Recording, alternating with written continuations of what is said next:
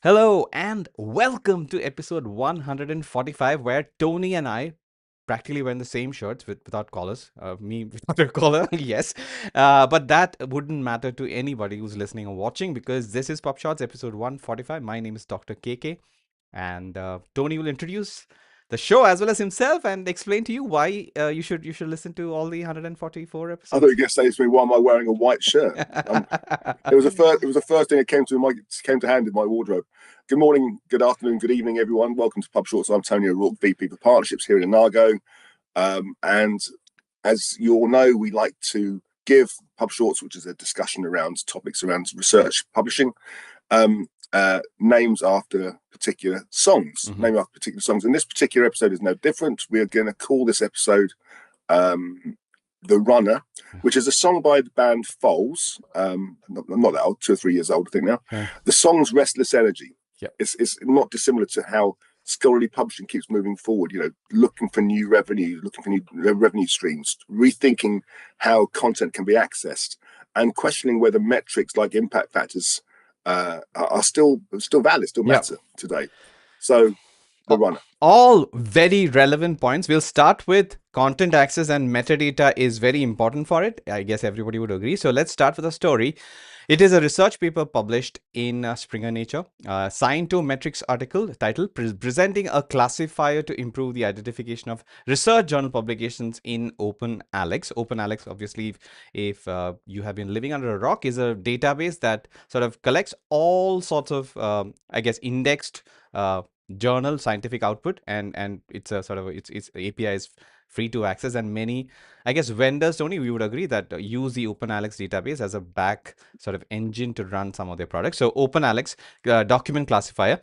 So it is for identifying the manuscript categories in the submissions in or the indexed articles in OpenAlex database, and it as in the researcher who has done this study noted that OpenAlex tends to overestimate research articles compared to other databases, and so hence you need a classifier to determine if an article or an indexed item is a research article. So the goal was to separate the real research papers from things like editorials. So editorials are also valid research manuscript types, but you cannot call them original research articles. So anything like an editorial or just an abstract or a letter is different from an original research article, and hence it needs to be separated. So that's a main reason, and OpenAlex has had some issues with separating such article, but this classifier uses the metadata within an article or an index item, and achieves a very high quality score, which is described here, the high F1 score. And it managed to reclassify over 4.5 million items, which is about 10.75% of the analyzed data set. And this methodology involved training a machine learning model to using data from PubMed. So overall, it improved the accuracy and labeled, let's say, what should be classified as original research as original research. And why should it matter, Tony? It would obviously help people, let's say people who use the OpenAlex database, to find actual research article and eventually cite those research article instead of maybe an editorial or an abstract for that matter.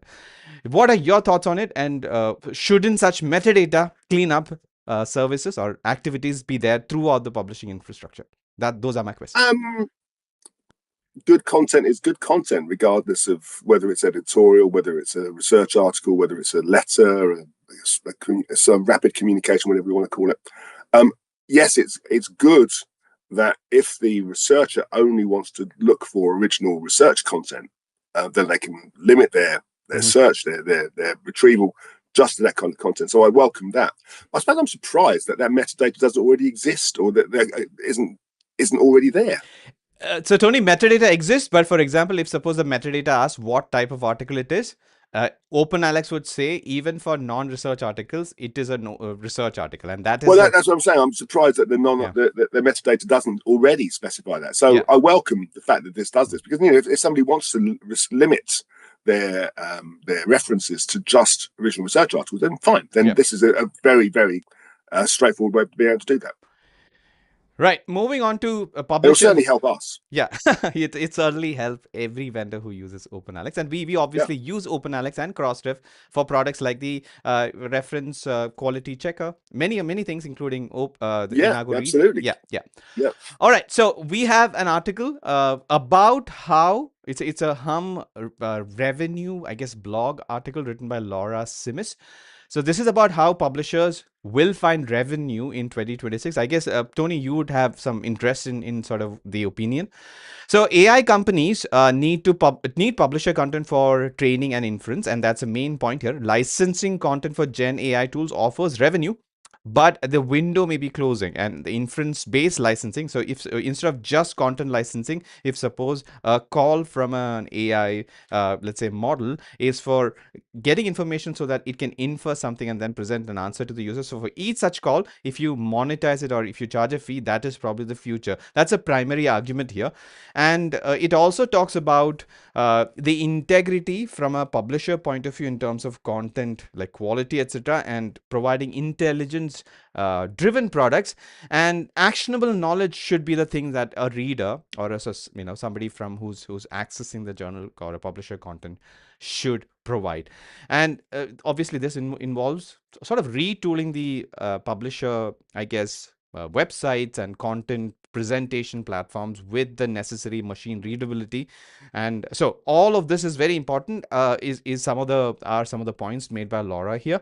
And authenticated peer-reviewed content commands a premium as internet becomes saturated with AI-generated noise, which I completely agree.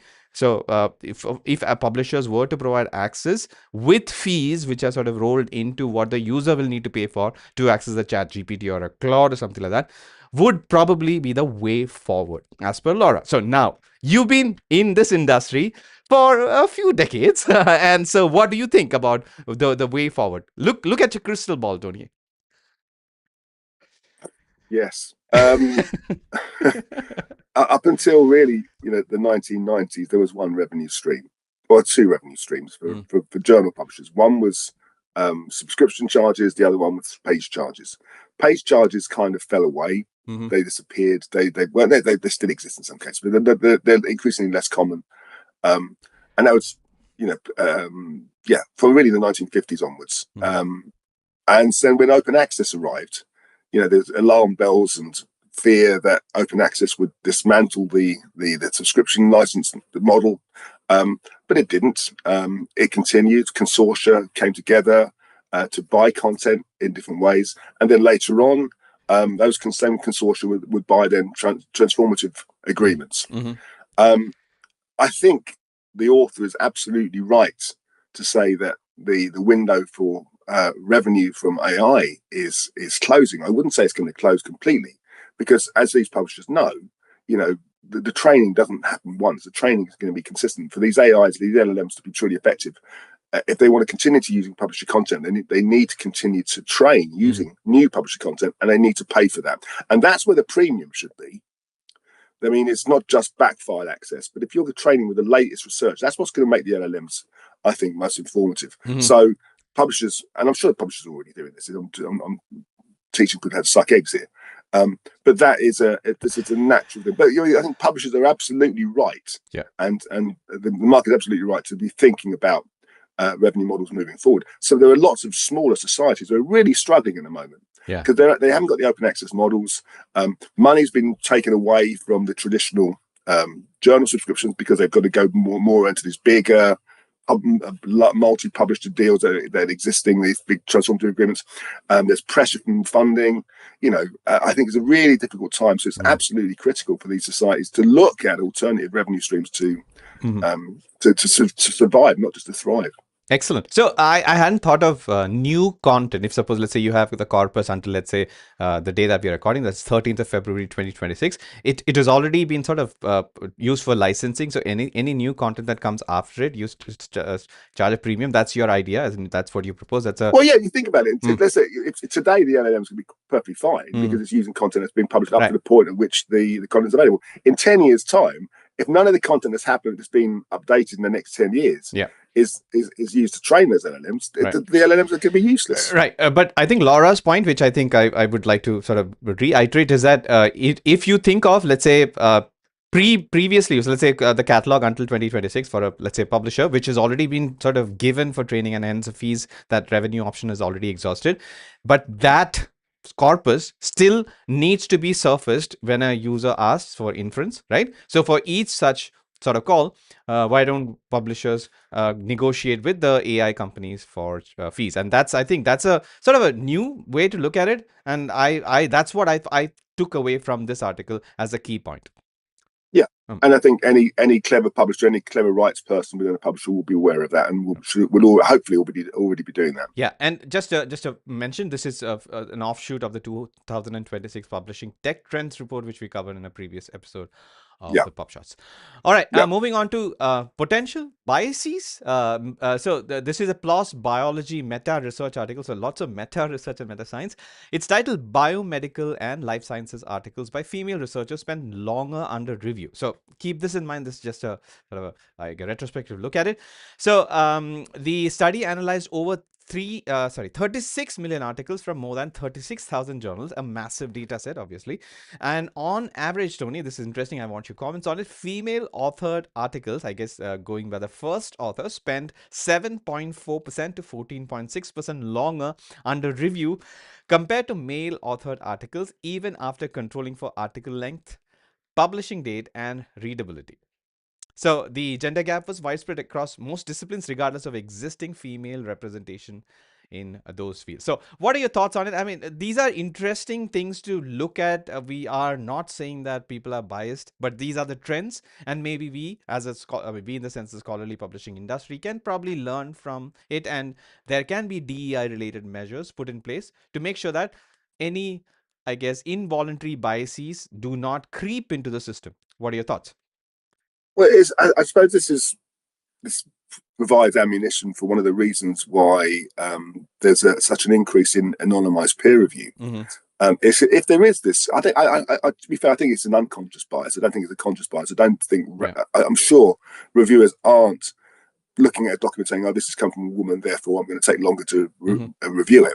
I don't know. I don't know what it is. Yeah. It does seem very strange. Maybe it's a networking thing, their community. They're not as familiar with a particular community of female researchers in the same way they might be with male researchers. I don't know. Right. I don't know what it might be, but it does highlight the fact that if there is a bias, whether it's conscious or unconscious, I'm sure it's unconscious, then there's an absolute need to anonymize those papers. That's why so many more journals are offering authors the choice of anonymizing their work. We have a tool called Inago Reports, which is KK, which has an anonymization feature, right?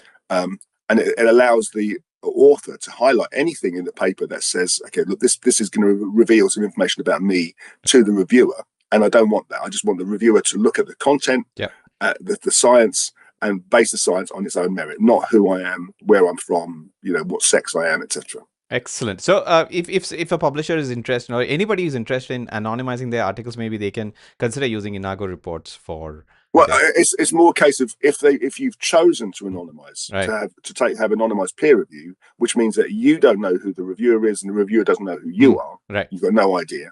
And you, the publisher will need to check whether there's anything at all. It's not just in the affiliations and the name of the author. There could be something in the footnotes. It could be something that might be revealed in the fact that the author referencing themselves a lot, which is obviously often the case.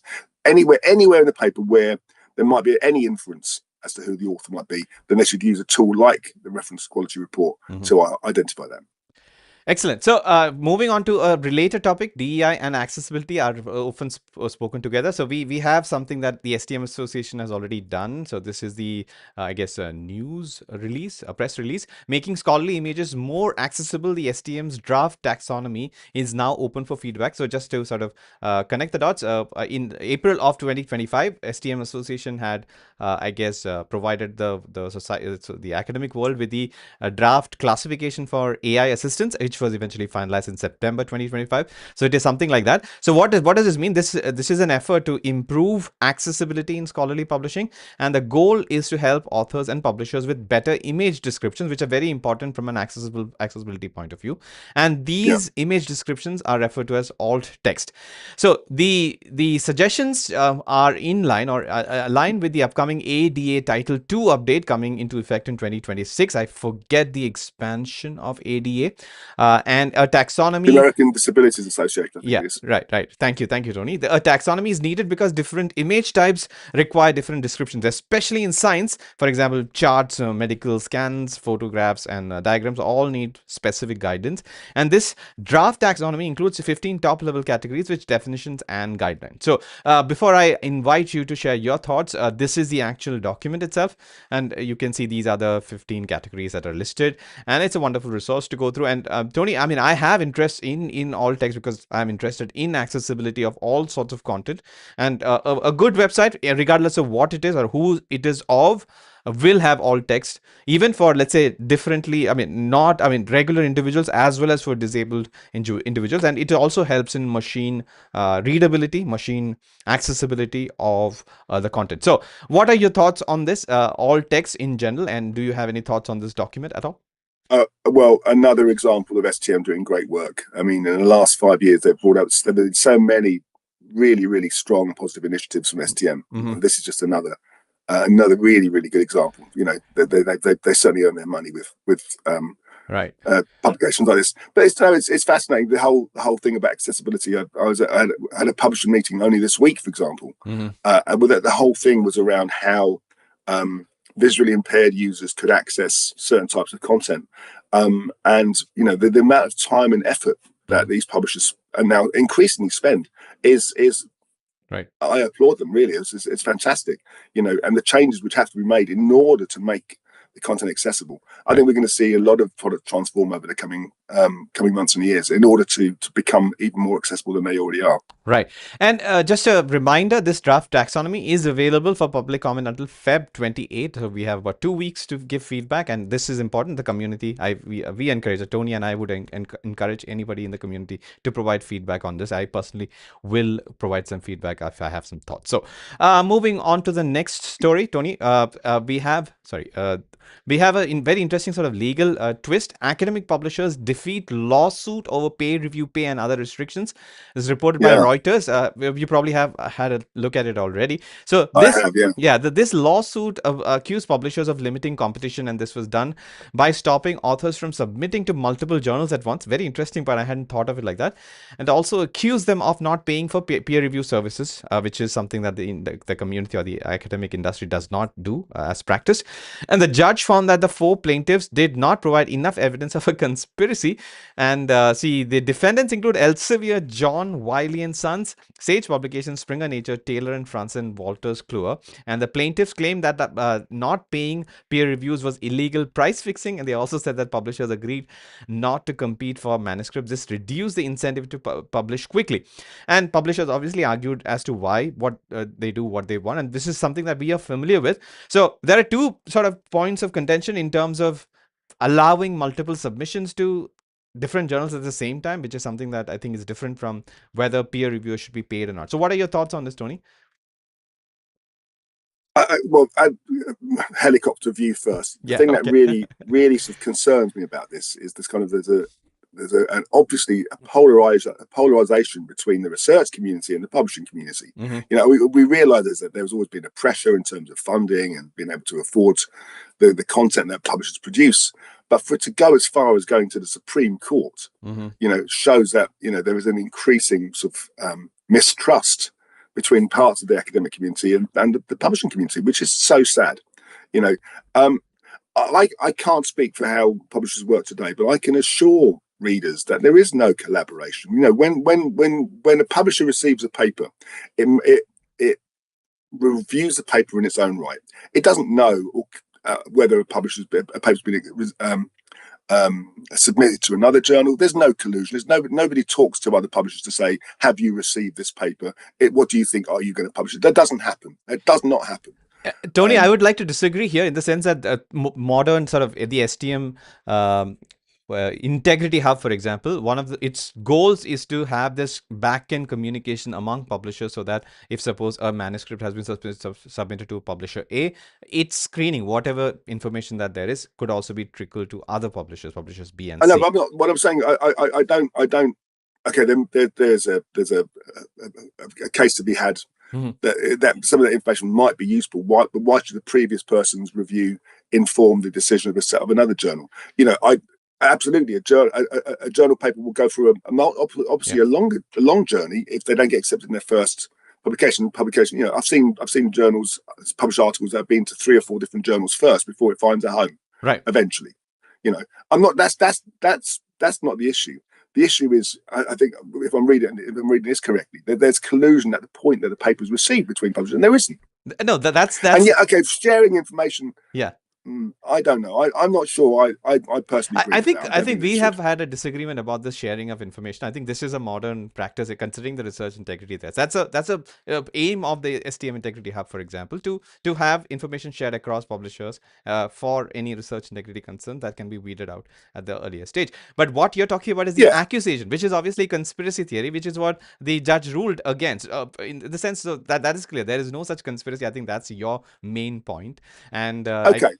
I think there's I think there is possibly a case in point is if misconduct has been identified, then yes, I would say, and it can be proven, then yes, I would share that information. But the personal views of a reviewer as to whether this particular person is worthy of publication, or whether this particular paper is worthy of publication, if there aren't any sort of issues with the paper, I don't think it's correct. But anyway, yes. There may be a case to share that kind of information. All right. So the last main story: journal impact factors still exert undue influence, and I think we've talked about it in different ways. So it is a Times Higher Education article. So a survey of nearly 500 biology researchers revealed that the most surveyors still use journal reputation as the highest thing, instead of things like which is obviously associated with the journal impact factor, and not just like labs, quality rating and everything. So this is an unduly sort of influential thing, and the researchers' decisions are based on just a lot of it is based on the journal impact factor, which is considered to be a marker of like quality of a journal, which may not be the case, because it is a sort of a collated I guess citation based collated 2-year sort of a snapshot of what a journal has. It's not maybe the one indicator that we can rely on in terms of the journal's quality overall. So the study noted that JIFs are poor predictors of individual manuscript quality, and yet their use persists because of a lack of better alternatives. And journal reputation was the most trusted metric, used by about 48% of respondents for assessing credibility and 43% for trustworthiness. So basically, there's a call for different metrics, but still we know that there are so many different metrics, including alt metric and alt metrics as a whole. But still, we have the academic community is still sort of stressing on the journal impact factor as the one thing. So what are your thoughts on it? Should the community move forward and look beyond just journal impact factor? Maybe just keep it, but as one of the signals. I've been in journal publishing since the year 2000. So what's that? 26 years. And 26 years ago, I had the same conversation with somebody about, the impact factor. How long is the impact factor going to be around for? It's flawed, blah, blah, blah, blah. The fact that only looking at a relatively small number of journals at this 2-year window that it was reviewing, as you say. There is this criticism, but the fact is, it exists, it's established, it's used in funding decisions, it's used in hiring decisions. I don't know, I'm not saying this is right or wrong, but it's absolutely part and parcel of the community. Right. And as much as possible, it's not biased. It just looks at the facts. It looks at how articles are being cited. So yeah, it's not perfect, but I think it's still the best thing that's out there. And there are, as you say, there are plenty of alternatives that have come through, like altmetrics and like H factor, eigenfactor. You can roll off the tongue any number of new metrics that have come out, but none of them, with the possible exception of altmetrics, maybe, have had the same or the Scopus score, right? Have had the same kind of impact, ironically, as the impact factor has had, because it's very simple, it's easy to understand. It's not perfect, but it's as good as you're going to get. Well, We see the point, but the question is whether the researchers are stressing too much on. But that's the researchers have to decide as a Well, community. Yeah, yeah, well, it's not just researchers; it's the community as a whole. If the mm, community as a whole, if funding decisions, if mm, hiring decisions, yeah, if where you're going to site isn't based on the impact, it doesn't include your impact factor as part of those considerations, yeah. then you won't think about it. But it does. Yeah. All right. Four quick hits, all from nature, one after the other.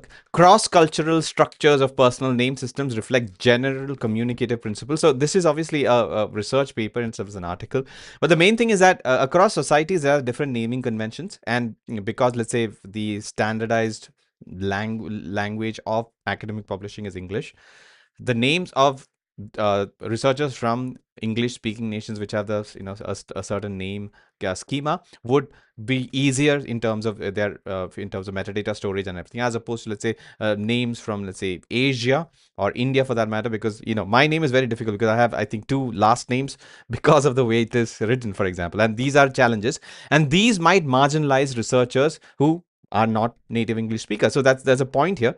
What do you think? I mean, in terms of, should the publisher systems be I guess, agnostic of the socio-cultural differences in naming conventions of individuals, researchers in this case, so that everybody gets sort of treated the same way?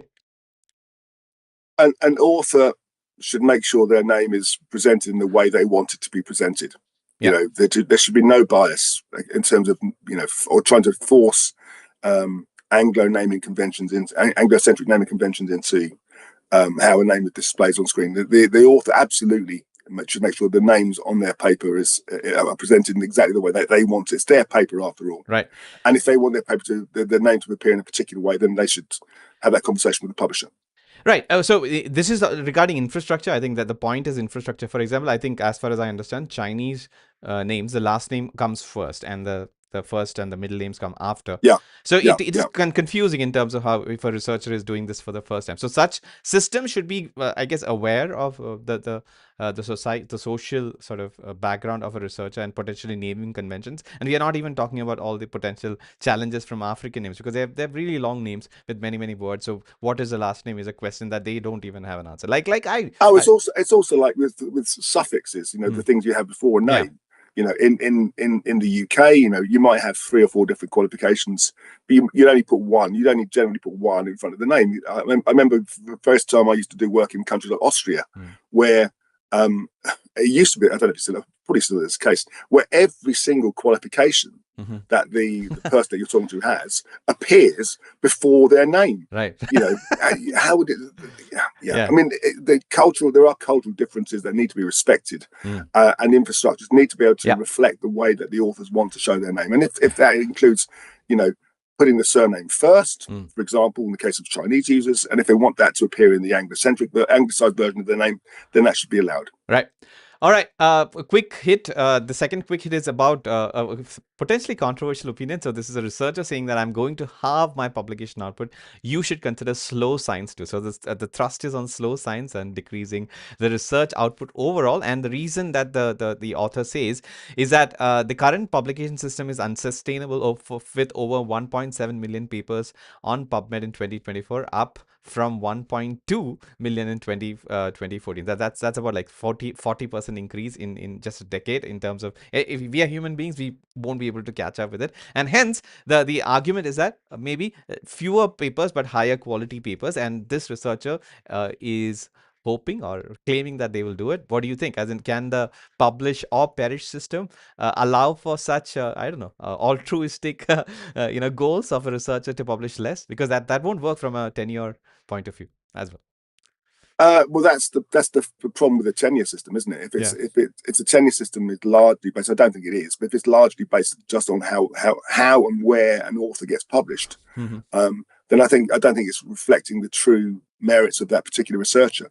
I personally believe I agree with the author. I think it's more important to publish Mm-hmm. a smaller volume of very high quality science than Yep. the sort of kind of salami slice science that used to be prevalent in the noughties, for example. Right. If somebody's writing 60 papers a year, the paper refers to these hyper prolific authors who write 60 papers a year. I remember meeting an author in Hong Kong once who just submitted their 57th paper in that year, and it was only like September. And I'm thinking, well, what else are you doing apart from writing up Yeah. every single day, every single piece of work that you're doing, Right. and submitting it somewhere in the hope that it gets published. You know, today I had a theory which isn't going to go anywhere. Today I did an experiment in my lab. Therefore, I'm going to write a paper about what I found in today's find. You know, I don't know. I'm not a scientist. I don't know how that helps science. Yeah. I would rather see a smaller number of higher quality papers. Right, Tony. One other reason why it's such a researcher is publishing is let's say 70 papers a year is because they don't have a record collection as big as yours. So well, if they had a record collection as big as mine, they wouldn't have any time to do anything else. Yeah. Well, all right. So, second last quick hit. Archive says submissions must be in English. Are AI translators up for the job? So, the question in the title itself means that Archive has now instituted a specification that you should, I mean, you can only submit in English, or you should have a translation if it's not a non-English thing. And obviously, that means that it's a machine-generated translation. So, the question is whether AI translators are up for the job. Otherwise, Archive will be full of poorly translated, maybe potentially high quality research. So, what are your thoughts on it? Is this the right step? Because I don't think it is. The Archive should, in my opinion, figure out a way to translate things on its own and not force researchers to submit English only. Well, no, listen. I can empathise with Archive here. So, you know, what is the responsibility of the preprint? The responsibility of the preprint server is to communicate science quickly. Yeah. You know, if that then becomes, you know, some kind of version control management process as well, then it challenges the fundamental mechanisms and the fundamental, I think, requirements of a preprint.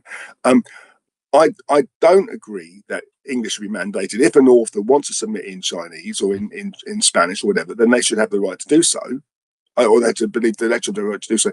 But who should translate?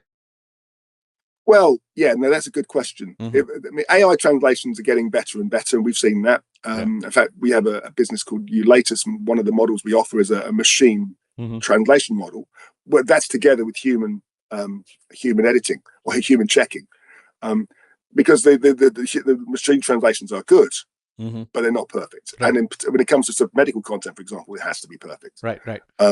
So, who should do that? I think if a publisher, if a content source says, I insist that your content must be in English, then unfortunately it's the responsibility of the person submitting the paper, not Archive. All right. I mean, Archive could point to some kind of Google Translate type thing, which says, look, you know, use this for a quick and dirty translation, but that's not good. That's not going to be good enough. Right. Let's say Archive is listening. Somebody from Archive is listening. If they want to try out Ulatus, the machine translation services that we offer, how could they get in touch with us, Tony? Oh, just contact me directly. I'll put them in touch with the people in Ulatus. No problem. Excellent. And the last quick... But it is an interesting question. Again, it sort of highlights the fact this is an Anglo-centric, an increasingly Anglo-centric community. I had no idea that... I just assumed that there were submissions in just in English up till now. I mean, it's a change. It's a change. That's what Archive is. That's why we're talking about it. There was no such thing. And I guess you've seen, we have shown so many Archive articles where HTML. No, so I was just saying, I was assuming that everything was in English up till now, and that they weren't permitting other languages. So this is a rule that I suppose. If English is the language of science, whether we like it or not, then everyone has to play by that rule. And it does give advantages to native English speakers and disadvantages to those who are second language English speakers, but it is what it is. All right. Last quick hit. None of these quick hits have been quick, but probably this is. First practical PhDs awarded in China for products rather than papers. So basically, these are for students who develop products rather than writing traditional thesis. And this is initiative aims to boost the country's innovation by training elite engineers. So these are practical PhDs. So I mean, another very cool innovation from China in the field of academia, as the rest of the world sort of looks at China and sort of, I guess, tries to catch up with it. So what are your thoughts on this? Well, I was just looking at the image, that first image, that the civil engineer who's using Lego-like blocks to build bridges in China. That is going to bring in so many people into engineering. I can't think of the number of adults I know who love Lego. Yeah. Like, well, fantastic, I can do this as a career. Yeah. I don't know. I suppose I'm surprised that, you know, that you couldn't already get a PhD for the result of your research, not just for the research itself. Right. And that if it's a product, if it's something physical that you created, it's a tangible result of the research that you've done. Right. Yeah, great. Well, more and more new things from China. So with that, we come to the end of episode 145, where none of the quicks were quick, and some of the main stories were quick. And Tony, so this is not how we do things usually. And if somebody wants to check that, they can check the previous 144 episodes, and you'll guide them as to how. Yes, 145 episodes is a lot of episodes to watch, but make sure you do. You can see all previous 144 episodes over on our the PubShorts channel on our PubShorts playlist on our on YouTube. Just search for Inago PubShorts, and you'll see all previous 144 episodes. Also, you'll see an increasing number of mini clips from these shows appearing on social media. So just click on those, share those, like those, send us comments, and we'd love to hear from you. And particularly if you've got ideas for topics for future episodes. Yeah, we also like to be, I guess, receive nice comments as well. So thank you for all the comments you have shared. Any kind of comments. If you've got a negative comment, let us know. We've got thick skins. We'd like to hear all your views. Speak for yourself, Tony. All right, I will. All right, until the next episode, this is Dr. KK signing off for Tony as well as the team that helps us create such content for you. We will see you in the next one. Bye-bye, Tony. See you next.